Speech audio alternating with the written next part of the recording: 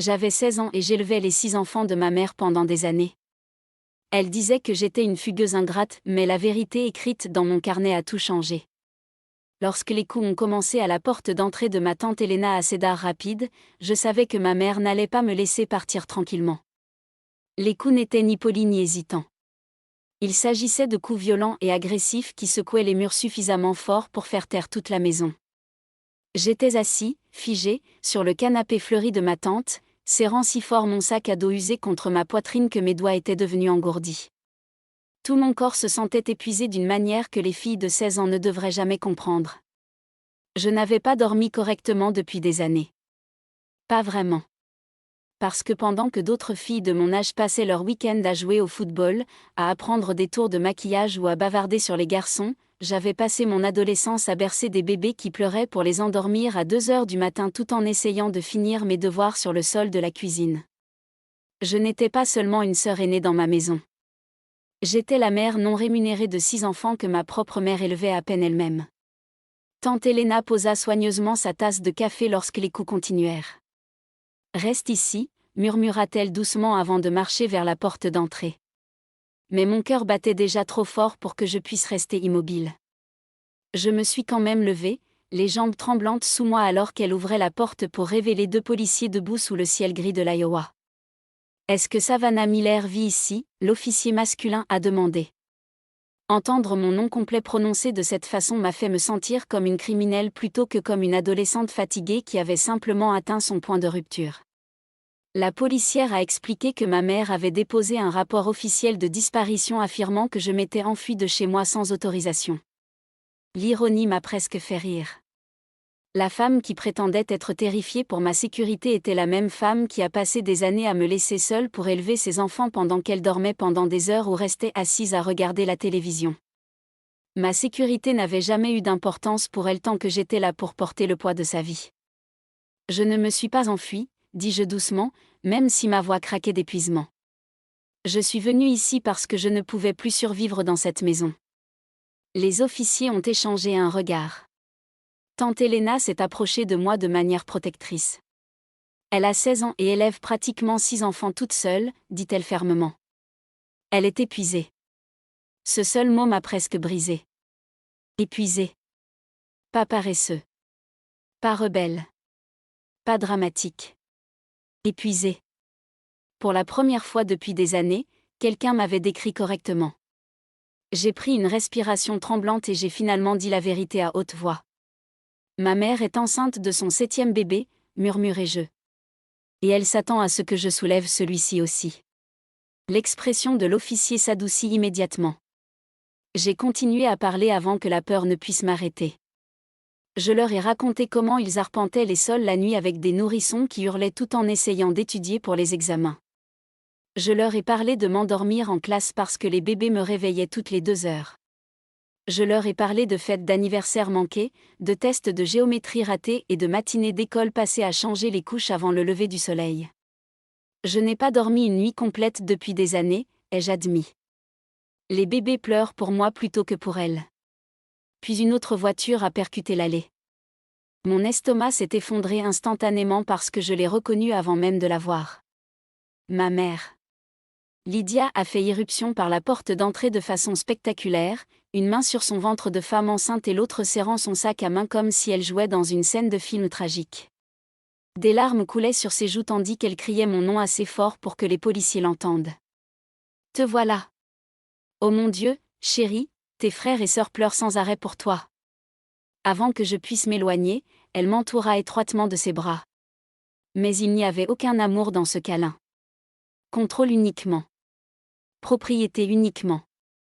L'odeur familière du stress, des cigarettes et du linge non lavé s'enroulait autour de moi tandis que ses ongles s'enfonçaient dans mes bras assez fort pour me faire mal. Les pleurs disparurent, maman, remplacée par une colère suffisamment vive pour couper le verre. « S'il te plaît, laisse-moi partir », s'exclama Lydia. Au lieu de cela, il s'agit d'une affaire familiale comme un avertissement. Cette phrase a enflammé quelque chose immédiatement. Pendant des années, je suis resté silencieux parce que je pensais que survivre signifiait durer. Je pensais que si je travaillais plus dur, cuisinais mieux, gardais les enfants plus longtemps, nettoyais plus vite, quelqu'un finirait par m'aimer suffisamment pour me laisser me reposer. Mais debout là, tremblant dans le salon de ma tante, j'ai réalisé quelque chose de dévastateur. Personne ne viendrait me sauver à moins que je ne parle enfin pour moi-même. Je ne suis pas un meuble que vous pouvez ramener chez vous chaque fois que vous avez besoin d'un domestique, ai-je dit. La pièce est devenue silencieuse. Ma mère me regardait comme si je l'avais giflée. Qu'est-ce que tu viens de dire ? J'ai avalé fort. Puis je l'ai répété plus fort. Je ne reviens pas. Quelque chose de dangereux lui traversa instantanément le visage. Puis, lentement, elle fouilla dans son sac à main et en sortit une feuille pliée de papier pour cahier. Au moment où j'ai reconnu ma propre écriture, la terreur a inondé ma poitrine. C'était ma page de journal. La page privée que j'ai écrite une nuit en pleurant à côté du berceau du bébé à 2 heures du matin. La page où j'ai admis tout ce que j'avais trop peur de dire à voix haute. Ma mère le tenait comme une arme. Si elle veut mentir à mon sujet, siffla Lydia, alors peut-être que tout le monde devrait entendre quel genre de fantasme perturbé elle écrit. Je me sentais physiquement malade. Elle essayait de détruire ma crédibilité devant la police avant que je puisse dire la vérité. Mais l'officier s'avança calmement. Madame, passez-moi le papier. Ma mère hésitait. Puis elle l'a passé. Les policiers ont lu la page en silence tandis que tout mon corps tremblait. Chaque seconde semblait infinie. Finalement, l'officier masculin m'a regardé différemment. Pas de façon suspecte. Pas avec impatience. Malheureusement. Est-ce que tout ce qui est écrit ici est vrai ? Il demanda doucement. J'ai hoché la tête lentement. Chaque mot. La page décrivait des années passées à élever mes frères et sœurs parce que ma mère refusait de le faire. Il décrivait l'absence à l'école pour rester à la maison avec des bébés malades. Il décrivait l'avoir entendu ma mère rire aux voisins qu'elle n'avait pas besoin de garderie tant que Savannah vivait ici. Cette phrase a fait le plus mal. Parce que soudain, mon enfance avait un prix. Je n'étais pas sa fille. J'avais une garde d'enfants gratuite. Ma mère a immédiatement commencé à se défendre. Elle déforme tout. Les mères ont besoin de repos après les grossesses. L'officier la regarda calmement. Alors qui s'occupait des enfants ? Pour la première fois de ma vie, ma mère n'avait pas de réponse. Puis mon père est arrivé. Marcus est sorti de son camion toujours portant ses bottes de travail et son casque de sécurité. Au début, il avait l'air agacé, me demandant pourquoi je provoquais une scène. Mais lorsque l'officier lui a remis la page de mon journal, quelque chose a changé en lui. Il a lu en silence pendant près d'1 minute. Puis, finalement, il baissa la tête. Et j'ai admis la vérité. Elle emporte trop depuis trop longtemps. J'ai failli m'effondrer en l'entendant. Non pas parce que ses aveux ont arrangé quoi que ce soit. Mais parce qu'après des années passées à faire semblant de ne pas me voir me noyer, mon père a finalement admis que je me noyais depuis le début. Ma mère a explosé de fureur, criant que j'étais égoïste, dramatique, ingrat et détruisant la famille. Mais sa performance ne fonctionnait plus car il y avait désormais des témoins. Les gens écoutaient enfin. Les agents l'ont informé que je ne rentrerais pas chez moi cette nuit-là et que les services de protection de l'enfance commenceraient immédiatement une enquête officielle. C'était le premier moment depuis des années où je ressentais quelque chose de proche de la sécurité. Cette nuit-là, j'ai dormi 12 heures d'affilée dans la chambre d'amis de tante Helena sous des draps parfumés à la lavande. Pas de bébé qui crie. Pas de bouteille qui se réchauffe à minuit. Pas de petites mains qui frappent à la porte de ma chambre avant le lever du soleil. Juste le silence. Silence paisible. Au cours des semaines suivantes, les professeurs ont confirmé que je m'endormais en classe depuis des mois. Les voisins ont admis qu'ils me voyaient constamment transporter des courses, acheter du lait maternisé et traîner seul des enfants épuisés dans les magasins. Même les employés des épiceries ont témoigné que je ressemblais plus à une mère stressée qu'à une adolescente. L'enquête a tout changé.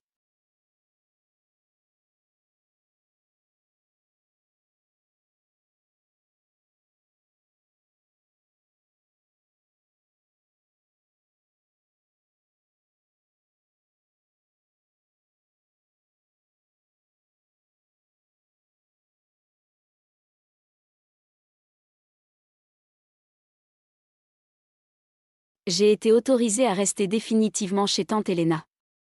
Mes parents ont été placés dans des programmes de conseil et de parentalité. Pour la première fois depuis des années, les travailleurs sociaux les ont forcés à entendre une phrase que personne n'avait jamais dite à ma mère auparavant. Votre fille ne vous doit pas son enfance. Retourner à l'école à temps plein semblait étrange au début. J'avais oublié ce que l'on ressentait normalement. J'ai découvert que j'aimais toujours lire des livres pour le plaisir. J'ai encore ri avec des amis. Mes notes se sont lentement améliorées parce que je pouvais enfin étudier sans tenir un bébé qui pleurait sur mes genoux. Le plus dur a été de manquer mes jeunes frères. Surtout Mathéo et le bébé Samuel. Parce que malgré tout, je n'ai jamais cessé de les aimer.